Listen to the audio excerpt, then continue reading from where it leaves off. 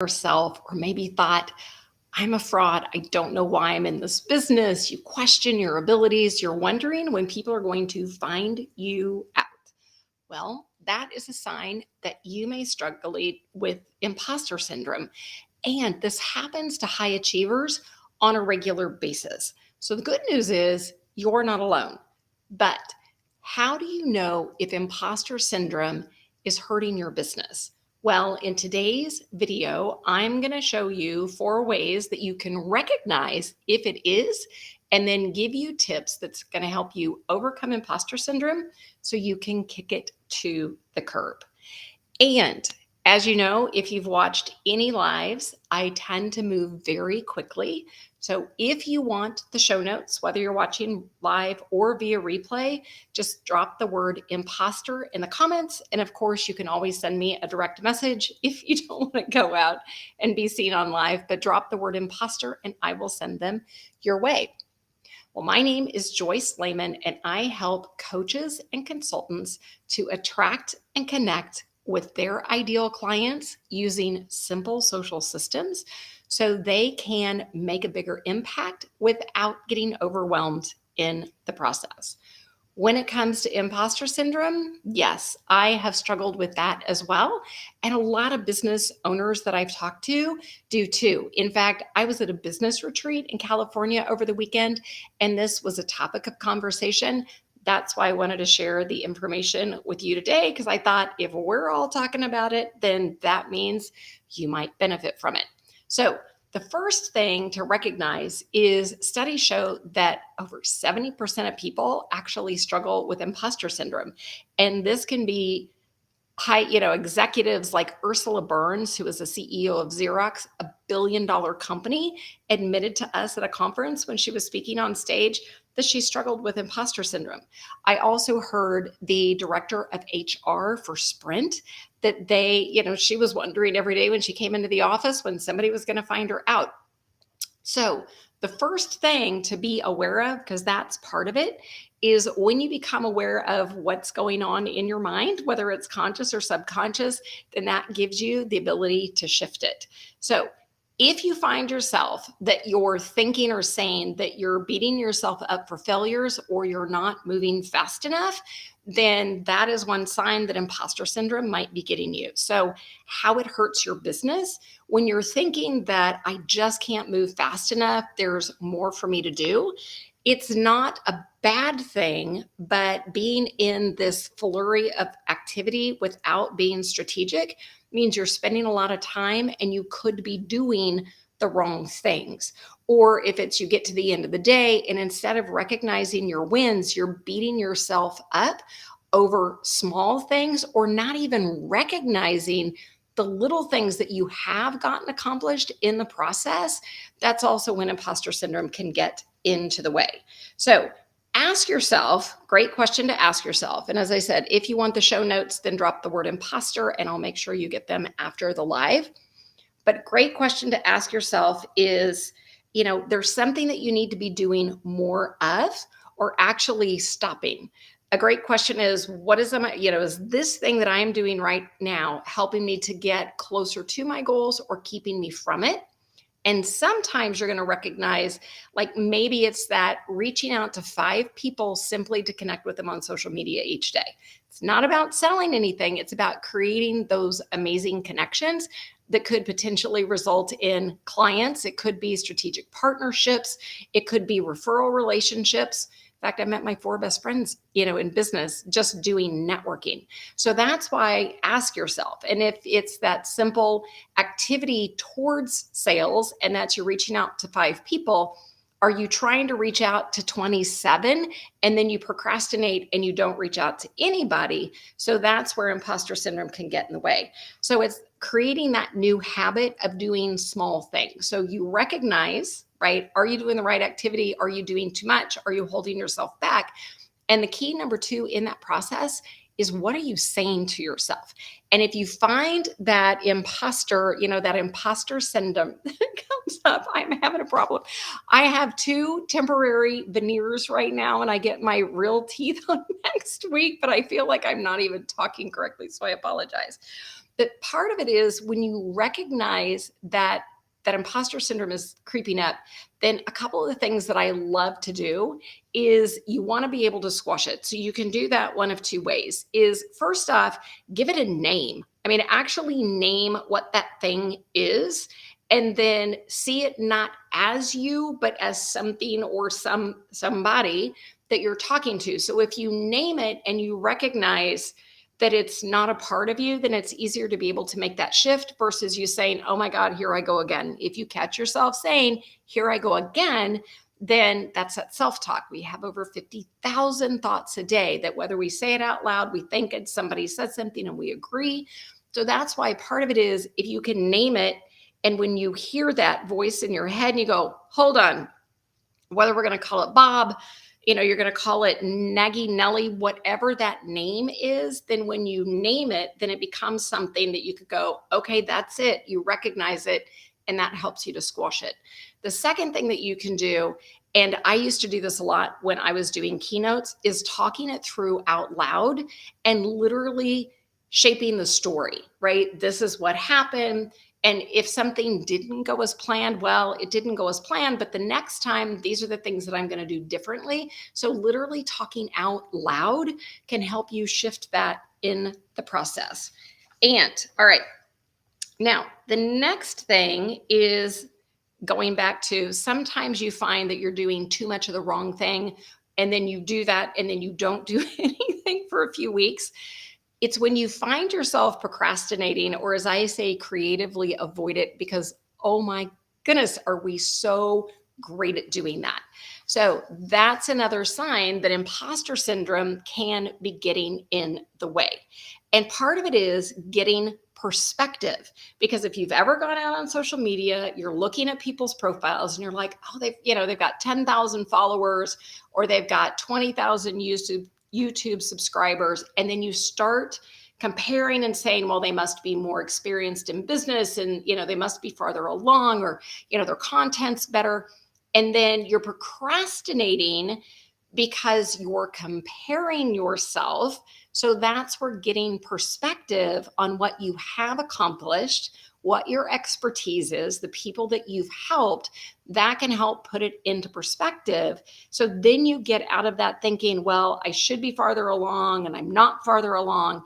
That just becomes the cycle that does not help you. It actually hurts your business. And comparison is truly the thief of joy. So it will rob you of your confidence. It will keep you stuck right where you're at. So instead of doing that, that's where look at what you've already accomplished.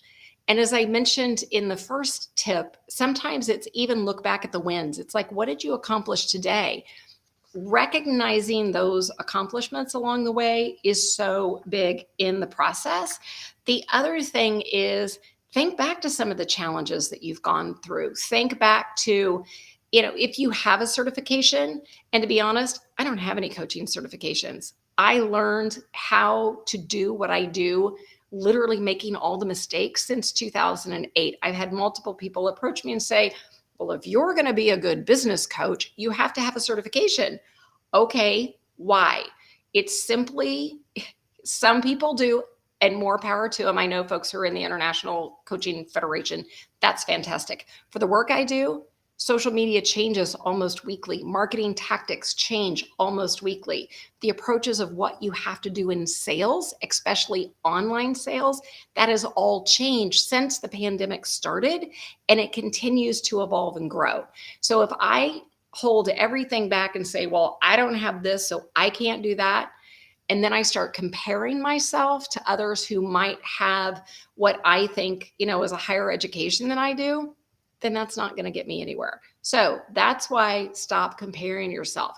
Look at the experiences that you've had. Look at the expertise that you've gained. Look at the challenges that you've overcome, and then get some perspective in that way.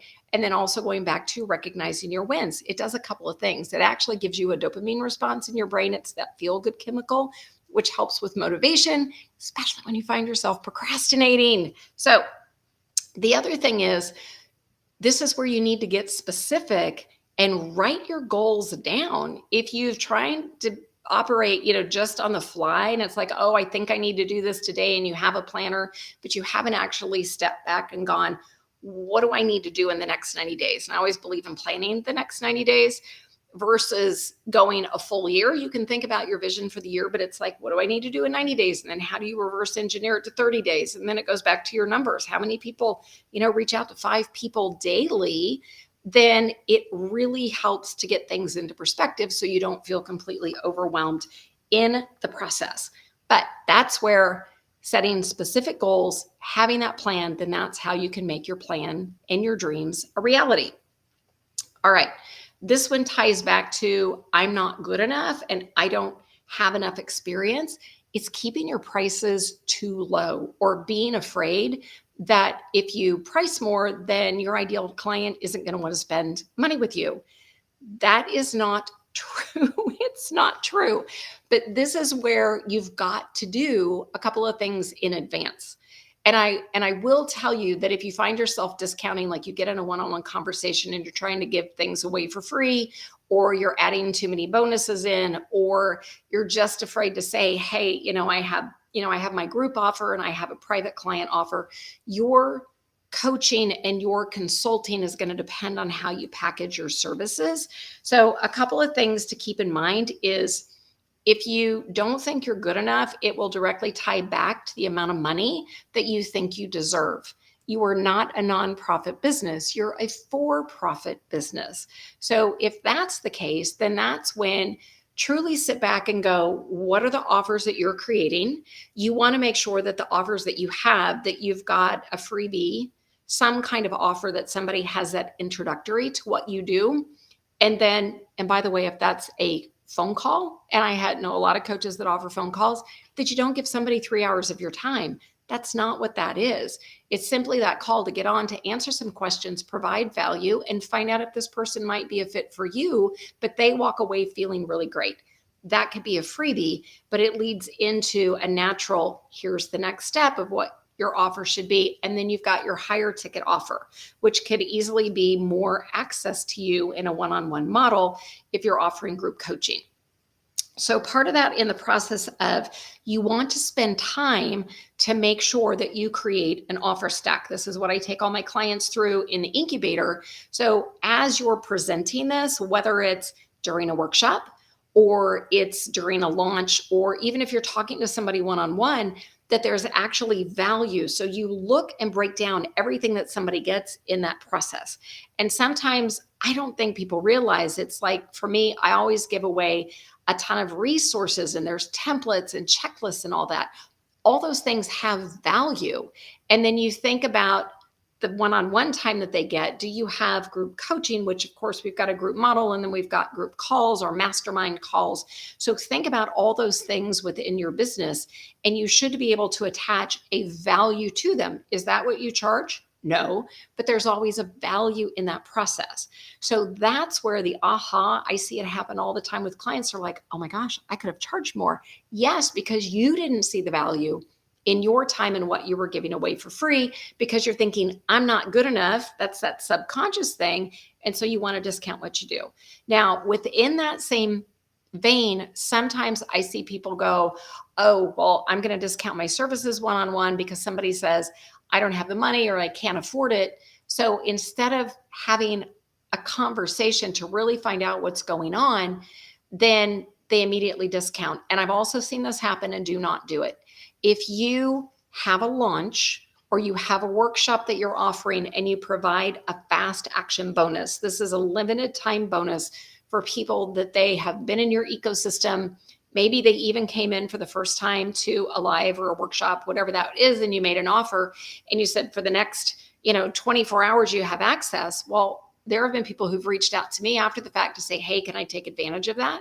No, because that's not an integrity. It's not an integrity for me. Yes, you will find that some people will ask that. Maybe something's happened and they didn't get the email or they just didn't follow up. But that's not a reason for you to discount what you said. So stay in integrity. It's so important in that process. So, all right. The other thing is, make sure that keep track of what you've been pricing for your offerings. If you're just starting out, and I work with a lot of folks that are brand new, then what you're going to be offering then, what that offer price is going to be different than when you've got a year, a couple of years, and multiple clients under your belt, because part of that is a learning process. So make sure you keep track of that. All right. Now, number 4, imposter syndrome means that you don't fully commit. You put your toe in the water, but you really don't fully commit to showing up for your business, which is so important. So, and part of it is that is going to hurt your business, because that doesn't mean that you're fully engaging, that you're doing the things that you need to do. And it also means a lot of times that you're not going to invest in the help or the infrastructure that you need to help you get to your next level faster. I mean, for me, I started my business in 2008. I call it my $23,000 mistake. In my book, it was actually a series of mistakes, because I kept hiring experts who said that they could help me, but I wasn't looking for the right expert. And I also didn't know enough. So I literally blew over $20,000 trying to start my business. But with that, it's about finding, this is where community, that connecting with that community is so important. So this is about finding, you can do a couple of different things, that coach, that person who you've looked at what they've done, they fit with your model, you've done research, so you know that what they're offering is going to help you, and they are very strategic in the offer that they have to take you through step 1, step 2, step 3. I have worked with clients who have hired other coaches that basically got them on a phone once a month, and they had a conversation with them, but they didn't lay out a plan. They didn't give them the strategy and the resources. So that's where investing in your business can be scary, because you don't know that the person hiring has your best interest at heart. Yep, I've spent money with them, been there, done that, swore I'd never do it to my clients. So that's where it's about having a strategy and a plan to help you get your next steps quicker. And then the second part of that connection is community. We all are the average of the 5 people that we spend the most time with. So it's about finding that community. If your business is local and you network local, that community could be right there. As I mentioned before, I met my 4 closest friends at business networking events. We had a business in common, which was fantastic. So we still have those conversations, but they became my best friends in the process. But I look at who I expand myself, or expand my community with now. And when my business shifted back in 2020, which a lot of people did, my community is now nationwide. In fact, I spent the weekend at a retreat with my business coach, and of all the people that we have in our community, getting to meet people face to face was amazing. But don't let that, you can't be there face to face, stop you. That's what I love about social media. And when it comes to community, there could be local groups, there could be Facebook groups you could be a part of. I have the Connectors Collective. There might be, think specific activities that you love. Sometimes you're going to find that your support group might be something that you love to do personally, and they become that support group in that way. Other times it is a business support group that you need to tap into. But as I said, we're the average of the 5 people we spend the most time with, so pay attention in that regard. But whatever you do, don't do it alone. Building a business is not a DIY. It's not a DIY proposition. I swear it's going to take you 10 times longer to do it, and you're going to get frustrated in the process. All right. So now I want to recap how to recognize 4 ways that imposter syndrome can hurt your business, and what you need to do to overcome it so you can finally kick it to the curb. So number 1 is when you catch yourself thinking that there's never enough time, you're not moving fast enough, then part of that is you need to squash it. So if you start to feel that imposter syndrome is taking over, you need to acknowledge what's happening, but more importantly, pay attention to what's going on in your brain. Our self-talk, we have over 50,000 thoughts a day. I've heard 60,000 thoughts. It's that subconscious constant mind chatter. And it doesn't matter if we say it to ourselves, we're saying it out loud, somebody is saying something to us, we happen to be reading it, we see it on television, whether we're on the radio, that we recognize what that little voice is in our head. We acknowledge that, yes, we're all, we can all be prone to imposter syndrome, but being aware is that first step to go, hey, maybe I don't have to terrify myself and attempt to make 27, reach outs today. I'm going to create a new habit. I'm going to reach out to 5 new people just to start conversations and make connections, which takes the pressure off. But it's also recognizing that when that little voice in your head gets to nag, then that's where you want to squash it. So you can do that a couple of ways. My first one is name it. Give it a name. Give it a name. And I would say do something that makes you laugh when you think about it. So that way you can, that thing now is outside of you. It isn't you. You become aware when those thoughts come up, and then you can say, stop, right? You did that earlier. We're not going to do that again. Literally, my significant other, because I talk to myself, I'm either talking to my cat.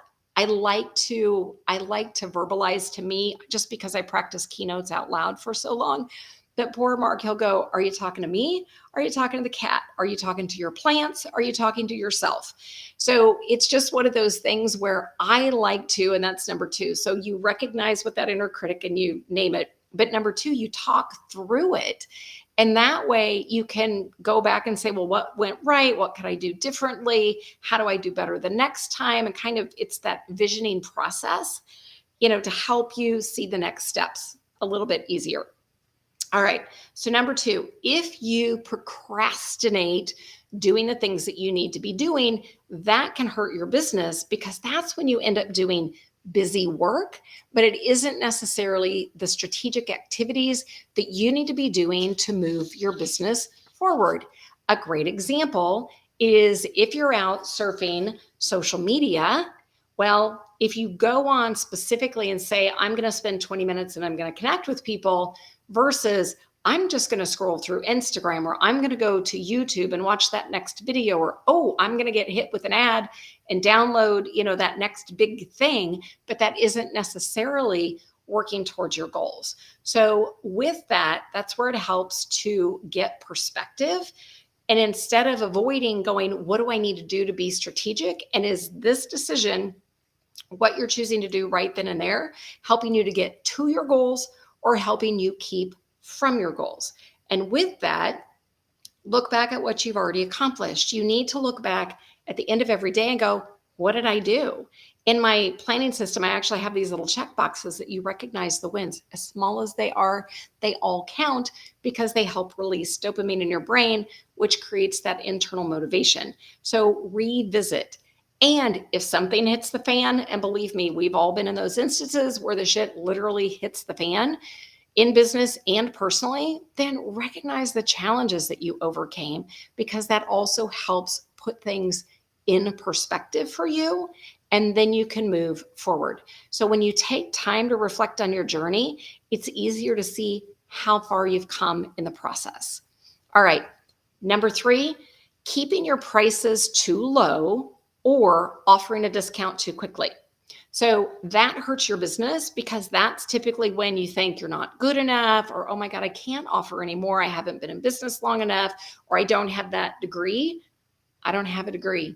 I never went to college. I've worked with CEOs. I've worked with business owners of all types since 2008, and not one time did anybody ever say, do you have a degree? That is all that mental crap that runs around in your head. And a good friend of mine who actually hired me to do work at her company several years ago, Kristen, said, the only difference between you and me, she said, we've read the same amount of books and studied the same. I just drank more beer than you did because I went to college. So it was like, oh. So recognize you are running a for-profit business. You are worth your value. So to do that, you need to do 2 things. First off, think through your offers. You need to have a free offer that moves into your lower priced offer, which moves into, your average and even high. So you could have 4 or you could have 3. If you expect people don't know you at all and they're immediately going to buy a high ticket offer, that typically doesn't work because they don't know, they haven't had that experience with you. So that's why looking at the offers that you have, is the copy compelling? Is the offer very clear on the transformation that you're going to solve? And have you spent the time on an offer stack? What I mean by an offer stack is you break down what's the time involved that you're spending, what's the resources that you're offering, and you give every one of those things a value. That isn't what you're charging, but it's the value of what that offer is. So when you create an offer stack, I've had so many clients get that aha of, oh my God, I'm undercharging. You realize your time, what you're giving away. So that's helpful. The second thing too is you want to make sure that, say, for example, you do a live workshop, or you've got a multi-day launch that you're doing, or you're talking one-on-one with somebody. In fact, I've got my visibility challenge. It's a brand new challenge that we've got coming up. And at the end of that, I am going to offer the incubator, and I always do a fast action bonus. That fast action bonus, when you offer that, it is available for a very limited time. All too often, I've seen people go, well, somebody tried to get in at the last minute. They were busy. They called me after the fact, and I gave them the bonus. No, that is out of integrity for you. You want to make sure for the people who show up, the people who say yes, that you give them that fast action bonus, and you don't discount. When you discount, that goes back to that imposter syndrome of you don't think you're good enough and you're worthy of charging what you're going to do. So stick to your guns when it comes to your offers and your pricing. All right. So finally, when you have imposter syndrome, that means you don't fully commit to your business. You kind of dabble. It's a part-time thing. So that's where you're either in business or you're not. If you're in business, it means you're willing to invest your time in doing the right things. You're willing to invest in goal setting. So planning and goal setting, not just randomly throwing things out, but going, this is what I need to be doing this week, this month, this day, and you break it down and you really get strategic about your business. That is going full in. If you don't fully commit, then it's a time to have a conversation with yourself and say, really, what do I want to accomplish in life? Why am I doing what I'm doing? Tap into your why. It's such an important thing in the process. And with that, find a coach to work with. I resisted for a while of hiring coaches after I got burned so badly when I started my business. In the beginning, when I was working with a web developer, and then I worked with a branding specialist, I worked with a trademark person, which I didn't need to do work with anybody, but I invested all that time. I wasted over $20,000. So then when it came time to go, oh, I think I need to hire a coach, I was very hesitant because I'd been burned before. But I did my research. I knew I wanted to get farther faster. So I started making smarter decisions about my business. But I knew it took investing to get there. And sometimes the investing is very small. As an example, a free MailChimp account versus a paid MailChimp account. If you're trying to run your business thinking that $15 is too much to spend a month on your paid MailChimp account, you shouldn't be in business. You really shouldn't be in business. So that's why it's figuring out, where do you need to invest in you if you're going to work with a coach? Where do you need to invest time and money in your business? And then the other piece that goes with that, think about your community, the people that you surround yourself with. We are the average of the 5 people we spend the most time with. Thank you, Jim Rohn, on that. But you need that community of support to help you. You need that community who's going to help hold you accountable. I have my business coach that I work with, but I also have one of my best friends, 𝗏𝗏𝗏. And I'll tell you what, she's been my accountability partner since 2011. And we have that ability to kick each other in the backside when we need it. But we also understand each other's businesses, and we're there to support each other. So remember, whatever you do not do it alone. This is why connecting is a part of my brand. Connecting is a part of what's going to get you to get your business to scale more, because the world needs what you have to offer. So with that, if any of these imposter syndromes sound like you, first thing I want you to do is, wrong one. Let's go back over here. All right. Then drop the word imposter to get show notes. And I did see that when we were live, so thank you. But if you want to send me a DM, because we go live on multiple channels, then I'm happy to send you those as well. So drop the word imposter to get the show notes. And then if you're ready for something different, I will include a link to the show notes to book a connect call with me, because one of the things I love to do, I mentioned it early on, I do 20-minute connect calls because I'm all about, if you haven't been around or in my ecosystem for a while, or if there's this one challenge you want to solve, I want you to know that I'm here to help you out, and I'm all about giving you value. I hate high pressure anything. So if I can be of service, let me know. But you can also drop the word connect, and then I will send you a link so we can book a call. But otherwise, I will see you next time.